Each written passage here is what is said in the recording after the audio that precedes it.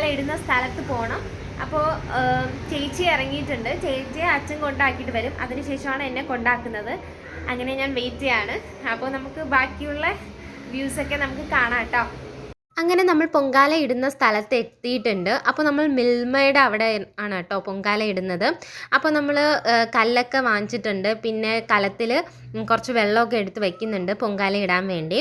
അപ്പോൾ ഇതൊക്കെ ചേച്ചി നേരത്തെ കല്ലൊക്കെ വാങ്ങിച്ച് അറേഞ്ച് ചെയ്ത് വെച്ചിരുന്നു ഞാൻ വരുമ്പോഴത്തേക്കും. അങ്ങനെ നമ്മൾ വെള്ളമൊക്കെ ഇങ്ങനെ അടച്ച് വെക്കുന്നുണ്ട്. അപ്പോൾ അവിടെ കുറേ പേരുണ്ട്. എന്ന് വെച്ചാൽ സ്ഥലമില്ല, എല്ലാ ചുറ്റും തണൽ നോക്കിയിട്ട് ഒരു രക്ഷയില്ല. പിന്നെ റോഡ് സൈഡിലാണ് കിട്ടിയത്. പിന്നെ ചേച്ചിക്ക് പൊങ്കാല ഇടാൻ കുറച്ച് പാല് വാങ്ങണമായിരുന്നു. അങ്ങനെ പാല് വാങ്ങാൻ വേണ്ടി മിൽമയുടെ അവിടെ പോയിട്ടുണ്ട്. അങ്ങനെ പാല് ഒക്കെ വാങ്ങിച്ചിട്ട് വന്നിട്ടുള്ള വെളിയിലുള്ള വ്യൂ ആണ് കേട്ടോ ഇത്. അവിടെയൊക്കെ ഡെക്കറേഷൻ ചെയ്ത് വെച്ചിട്ടുണ്ട്. ഈ വലിയൊരു തിരക്ക് കാണുന്നത് രാവിലത്തെ കാപ്പിക്ക് വേണ്ടിയാണ്. അതാണ് ഭയങ്കര തിരക്ക്. അങ്ങനെ നമ്മൾ തിരിച്ചുപോയി. അതിനുശേഷം ഈ വയണ ഇലയെല്ലാം ഇങ്ങനെ കോട്ടിയെടുക്കുകയാണ്. അപ്പോൾ നമുക്ക് ഇപ്പോഴേ എല്ലാവരും രാവിലെ തന്നെ ഓരോ ഇത് സ്റ്റാർട്ട് ചെയ്ത് കേട്ടോ. എല്ലാം ഇങ്ങനെ മാവൊക്കെ കുഴച്ച് ഇങ്ങനെയൊക്കെ വെക്കും. അപ്പോൾ നമുക്ക് ഈസിയാണ്. പൊങ്കാല സമയത്ത് എടുത്ത് വെച്ച് കൊടുത്താൽ മതിയല്ലോ. അങ്ങനെ ഞാനും ചേച്ചിയും കൂടെ ഇലയൊക്കെ ഇങ്ങനെ കോട്ടുന്നുണ്ട്. അങ്ങനെ അവിടെയുള്ള എല്ലാവരും ഇത് തന്നെ കേട്ടോ പ്രോസസ്സിങ്. പിന്നെ ഒരു പൊങ്കാല സ്റ്റാർട്ട് ചെയ്ത വണ്ടികളൊന്നും ഇടില്ല. അതുവരെ വണ്ടിയൊക്കെ ഭയങ്കര തിരക്കാണ്. ലാസ്റ്റ് 9:30 വരെ 10:30 വരെയും ഇങ്ങനെ ആൾക്കാരിങ്ങനെ വന്നുകൊണ്ടിരിക്കുകയാണ്. പിന്നെ നമ്മളിരുന്ന നേരെ ഒരു മാങ്ങ മരമുണ്ട് ഗൈസ്. മാങ്ങ കണ്ടിട്ട് സഹിക്കുന്നില്ല. അവിടെ എല്ലാം ഇങ്ങനെ കുഞ്ഞു കുഞ്ഞു മാങ്ങ ഇങ്ങനെ തൊഴിഞ്ഞ് കിടപ്പുണ്ട്. അപ്പോൾ മാങ്ങ എടുത്ത് കഴിക്കാനും പറ്റില്ല. മാങ്ങ കണ്ടപ്പോൾ എന്തോ പണ്ടത്തെ കാര്യങ്ങളൊക്കെ ഓർമ്മ വരുന്നു. പിന്നെ ഞാൻ അതിനെടുത്ത് കളഞ്ഞു കേട്ടോ. പിന്നെ അടുത്ത പ്രോസസ്സ് നമുക്ക് തിരളി ഉണ്ടാക്കണം.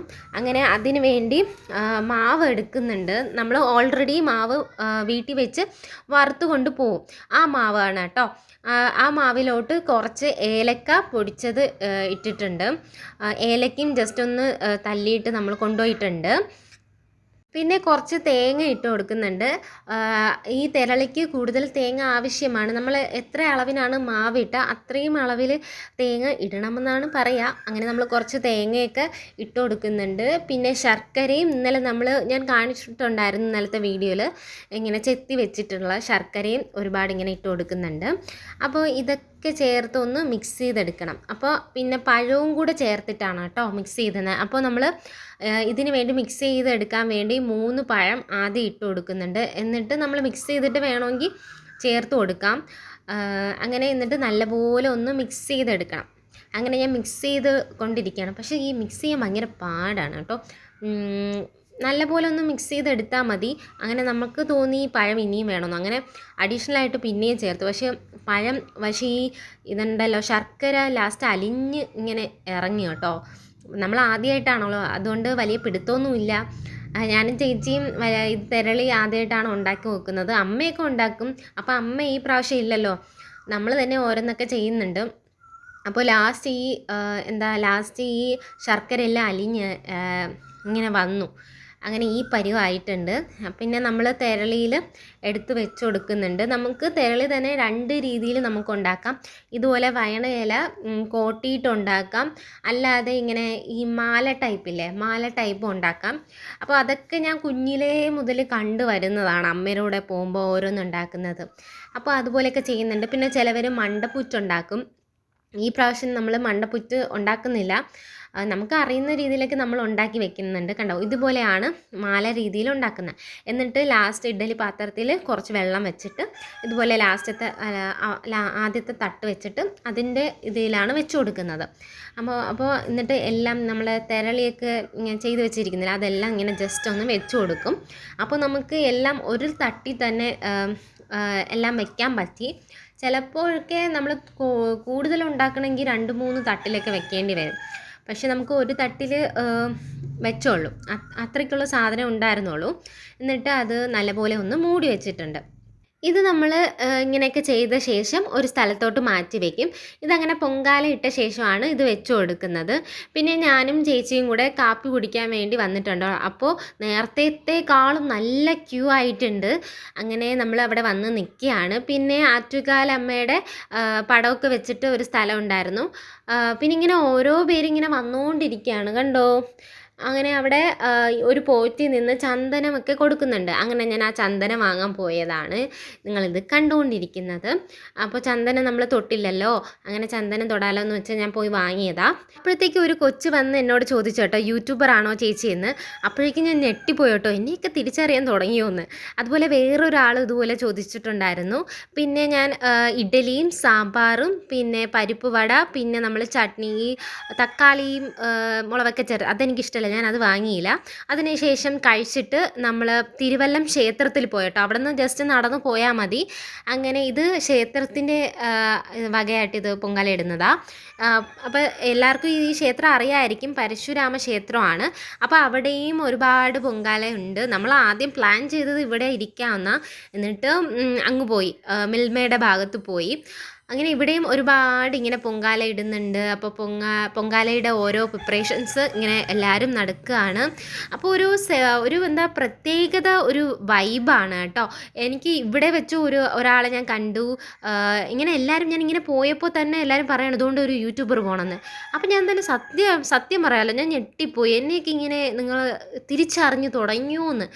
അപ്പോൾ ഞാൻ ഒരു കൊച്ചു യൂട്യൂബറാണ്. അപ്പോൾ നിങ്ങളിങ്ങനെ അറിയാൻ തുടങ്ങിയപ്പോൾ എനിക്ക് അതിശയമായി കേട്ടോ. അപ്പോൾ വലിയ യൂട്യൂബേഴ്സിന് എന്തായിരിക്കും അല്ലേ. ഇതാണ് നമ്മുടെ ബലിയിടുന്ന ടെമ്പിള്.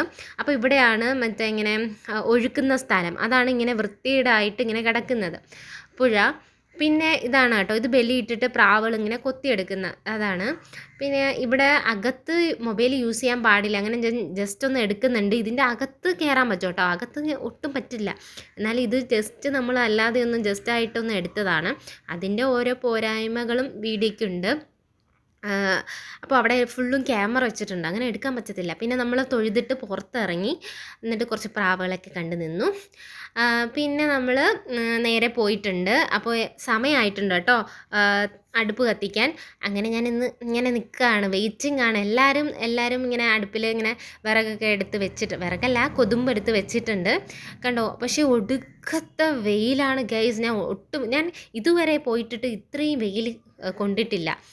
നമുക്ക് റോഡ് സൈഡിലായത് കൊണ്ടും അത്രയ്ക്കും വെയിലുണ്ടായിരുന്നു. ഒരു 10:15 ആയപ്പോഴാണ് പൊങ്കാല സ്റ്റാർട്ട് ചെയ്യുന്നത്. അങ്ങനെ ഇപ്പോൾ 10:15 അങ്ങനെ തീയൊക്കെ അടുപ്പിൽ പകർന്നു കൊടുത്തിട്ടുണ്ട്. അപ്പോൾ ഇങ്ങനെ അതിൻ്റെ വീഡിയോ ആണ് നിങ്ങൾ കണ്ടുകൊണ്ടിരിക്കുന്നത്. അപ്പോൾ ആ നിമിഷമൊക്കെ ഒരു വല്ലാത്തൊരു നിമിഷം തന്നെ. ആദ്യമായിട്ടുള്ള പൊങ്കാലയാണ്, ഞാൻ ആദ്യമായിട്ടാണല്ലോ ഇടുന്നത്. അപ്പോൾ അതിൻ്റെ ഒരു എക്സൈറ്റ്മെൻറ്റും എൻ്റെ ഇതിലുണ്ട് കേട്ടോ, എൻ്റെ മുഖത്ത് കാണാനുണ്ട്. പക്ഷേ വെയിലാണെങ്കിലും വെയിലിനെയൊക്കെ അവഗണിച്ചിട്ടാണ് എല്ലാവരും പൊങ്കാല ഇടുന്നത്.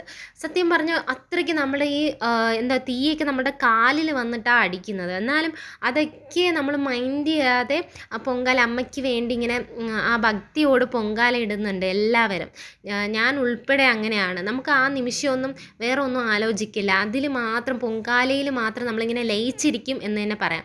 അങ്ങനെ വെള്ളമൊക്കെ ചൂടായപ്പോൾ ഞാൻ അരി കഴുകി ഇട്ട് കൊടുക്കുന്നുണ്ട്. അപ്പോൾ ചേച്ചിക്കാണെങ്കിൽ 3 കലമുണ്ട്. ചേച്ചി ഇങ്ങനെ മാറി ഇങ്ങനെ ചെയ്തുകൊണ്ടിരിക്കുക. എനിക്കാണെങ്കിൽ ഒരു കലയേ ഉള്ളൂ, അതുകൊണ്ട് ഞാൻ രക്ഷപ്പെട്ടു. എന്നാലും നമ്മൾ ഈ വെയിലായിരുന്നാലും അതിനെയൊന്നും നമ്മൾ മൈൻഡ് ചെയ്യത്തേയില്ല. അത്രയ്ക്കും നമ്മൾ ഭക്തിയോടാണല്ലോ ഓരോ കാര്യങ്ങളും ചെയ്യുന്നത്. കൊച്ചു കുട്ടി മുതൽ അമ്മൂമ്മമാർ വരെ വന്ന് പൊങ്കാല ഇടുന്നു. കൊച്ചുകുട്ടി പൊങ്കാല ഇടുന്നില്ല, എന്നാലും അമ്മൂമ്മമാർ വരെ ഉണ്ട് കേട്ടോ, ഇതിനെ പൊങ്കാല ഇടാൻ വരുന്നവരുണ്ട്. അത്രയും ഭക്തിയോടെയാണ് എല്ലാവരും വരുന്നത്. അങ്ങനെ ഞാൻ അരിയൊക്കെ തിളച്ചിട്ടുണ്ട് എൻ്റെ. അപ്പോൾ നമ്മൾ ഈ അരിയൊക്കെ തിളയ്ക്കുന്ന നിമിഷമൊക്കെ മനസ്സിൽ വല്ലാത്തൊരു ഫീലിംഗ് ആണ്. അപ്പോൾ ഈ അരിയൊക്കെ തിളയ്ക്കുന്ന നല്ലതാണെന്ന് പറയും, ഇങ്ങനെ പൊങ്ങി തൂകുന്നത് നല്ലതാണ്. അപ്പോൾ അവിടെ നിന്നവരെല്ലാവരും നമ്മുടെ വലതുവശത്ത് ഇങ്ങനെ വേറൊരു ആൻറ്റി, ഞാൻ നടുക്ക് വേറെ അമ്മു ചേച്ചി, ഇങ്ങനെ നമ്മുടെ 3 പേരെയും ഒത്തിങ്ങനെ കലം തിളച്ചിട്ടുണ്ട്. അതാണ് നിങ്ങൾ കാണുന്നത്. പിന്നെ അതിന് ശേഷം കുറച്ച് കഴിഞ്ഞിട്ട് ശർക്കര ഇട്ട് കൊടുക്കുന്നുണ്ട്. അപ്പോൾ അത് നല്ലപോലെ ഒന്ന് മിക്സ് ചെയ്ത് കൊടുക്കുന്നുണ്ട് കേട്ടോ. അപ്പോൾ ആ വീഡിയോ ആണ് നിങ്ങൾ കാണുന്നത്. പക്ഷേ ബസ്സൊന്നും കടത്തി വിടുന്നില്ല, പക്ഷേ ചെറിയ വാഹനങ്ങളൊക്കെ പോകുന്നുണ്ട്. പിന്നെ കുറച്ച് കഴിഞ്ഞ ശേഷം നമ്മുടെ തേങ്ങയില്ലേ, തേങ്ങ ഇട്ട് കൊടുക്കുന്നുണ്ട്. പിന്നെ ഏലക്കയും ഞാൻ ഇട്ട് കൊടുത്തിട്ടുണ്ട്, പക്ഷേ അതിൻ്റെ വീഡിയോ ഒന്നും എടുത്തില്ല.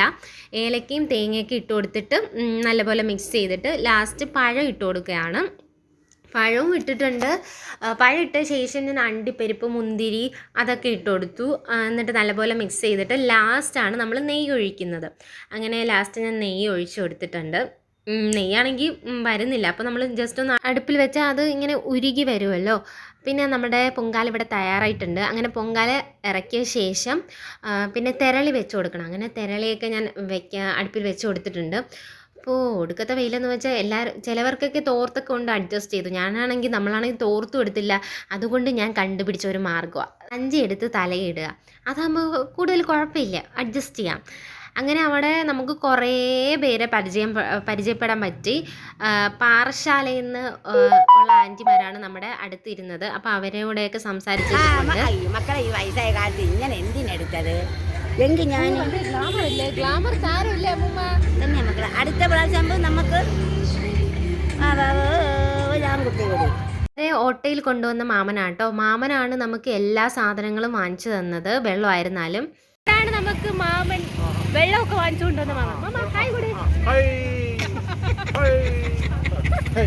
സത്യം പറഞ്ഞാൽ ആ മാമനെ പരിചയപ്പെട്ടത് തന്നെ ഭാഗ്യം തോന്നുന്നു. നമുക്ക് വെള്ളം വാങ്ങിച്ചുകൊണ്ട് വന്നു. ചേച്ചിയും ഇടയ്ക്ക് വെള്ളം വാങ്ങുന്നുണ്ട്. വെള്ളം വാങ്ങിച്ചുകൊണ്ട് വന്നു. പിന്നെ ഈ ചോറൊക്കെ മാമനാണ് കേട്ടോ വാങ്ങിച്ചുകൊണ്ട് വന്നത്. അത്രയ്ക്കും ഭയങ്കര ക്യൂ ആണ്.